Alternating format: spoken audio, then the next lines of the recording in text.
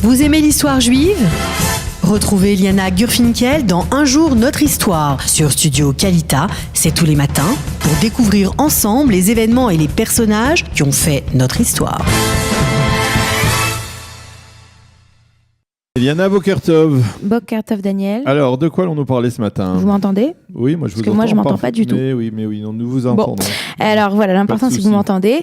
Ouais. Nous sommes aujourd'hui le 25 novembre et le 25 novembre 1951, eh bien, il y a eu une grande entreprise qui a été lancée en Israël, qui est ce qu'on appelle le Israel Bonds, connu en français aussi sous le nom des bons d'Israël, exactement. Et en fait, il faut repartir un petit peu en arrière, comme on le fait souvent. Nous sommes donc juste au moment de la création de l'État d'Israël en 1948. L'économie israélienne n'est pas au mieux, exactement, voilà. N'est pas au mieux. Et on cherche un moyen de faire venir des investissements en Israël.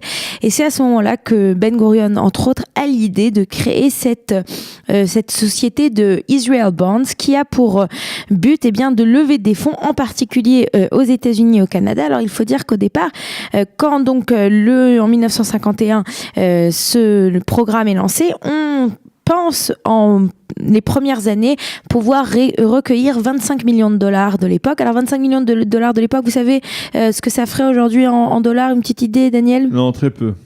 Ça fait presque près de 240 millions de dollars, donc c'est une grosse somme déjà à l'époque. Et il faut dire que cette idée va plaire à tout le monde. Alors qu'est-ce que c'est qu'un bon d'Israël ? Eh bien, vous investissez en fait dans l'État d'Israël, vous achetez ce bon qui, le minimum c'est 25 000 dollars, vous l'achetez et puis on vous promet... Toujours aujourd'hui, 25 000 dollars, et on vous promet dans un certain nombre d'années un rendement. La seule chose c'est qu'il faut attendre. Voilà, il faut attendre 5 ans. Donc à l'époque, en 1951, quand les gens vont acheter des Israel Bonds, je pense pas que c'est plus un acte de charité, de tzedaka, de solidarité que d'investissement, puisqu'à l'époque l'économie israélienne n'est pas véritablement l'économie que nous connaissons aujourd'hui. Et il faut dire que les Israéliens eux-mêmes vont être surpris, puisque alors qu'au départ on cherche à lever 25 millions de dollars, comme je vous l'ai dit, à peu près 240 millions de dollars aujourd'hui, on va lever dès le départ 52 millions de dollars, donc presque près de 500 millions de dollars d'aujourd'hui. Et cet argent, en fait, va être comme beaucoup d'oxygène pour l'État d'Israël. Ça va lui permettre de se développer. Alors, il faut savoir que Ben Gurion, dans son idée de faire ces Israel Bonds, il avait deux choses en tête. La première, bien entendu, c'était de lever des fonds et de permettre à l'État d'Israël de s'envoler économiquement. Ça, c'est la première chose. Mais la seconde idée qu'il avait en tête, et ça, c'était très Ben Gurion, quand on connaît un tout petit peu le personnage, on le retrouve bien, il souhaitait faire que la diaspora juive s'engage comme des partenaires actifs en fait de l'État d'Israël. Et qui dit investissement dit bien entendu un contrat qui va c'est plus qu'un acte de solidarité. Et ça, il l'avait très bien compris, Ben Gurion, que ça allait marcher. Alors ces Israel Bonds existent toujours. Aujourd'hui, la plupart des gens qui achètent des Israel Bonds, c'est parce que l'économie israélienne aujourd'hui se porte très bien, donc ils sont plutôt intéressés. Mais il faut dire qu'il y a eu plusieurs époques de ces Israel Bonds. Il faut parler en particulier, donc il y a les premières années entre la création... Les premières années d'enthousiasme. Les premières années d'enthousiasme. Après, il y a eu un creux comme ça. Alors, attendez. Alors, en 1950, on a l'idée. En 1951, c'est créé. Entre 52 et 66, on a ce grand enthousiasme qui va servir entre autres à financer de grands projets que nous connaissons en Israël comme la mer... Le canal, exactement. Vous êtes bon, Daniel, vous êtes bon.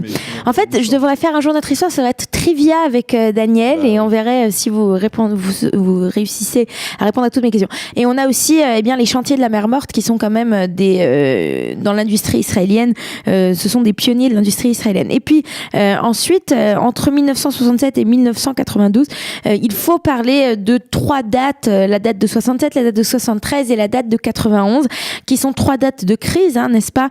En 67, donc la guerre des 6 jours.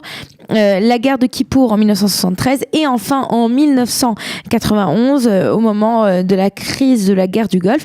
Et donc ces 3 périodes à nouveau sont des périodes où l'on va où les Juifs du monde entier souhaitent sont solidaires à Israël et souhaitent renforcer l'économie israélienne et donc vont acheter énormément de bonds.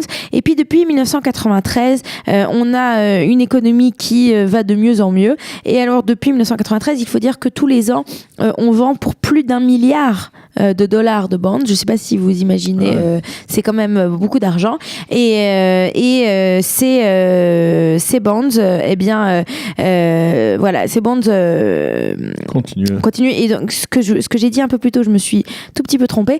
La somme d'argent que vous pouvez mettre, en fait, 25 000, c'est le plus grand, mais il y a aussi des petites sommes. Et en fait, il y a une vieille habitude que l'on connaît tous, où on a une naissance ou quelque chose, et puis un mariage, et au lieu de vous offrir un cadeau, on vous offre un Israeli bond, qui est une surprise pour des années plus tard. Qui est le président des bonds?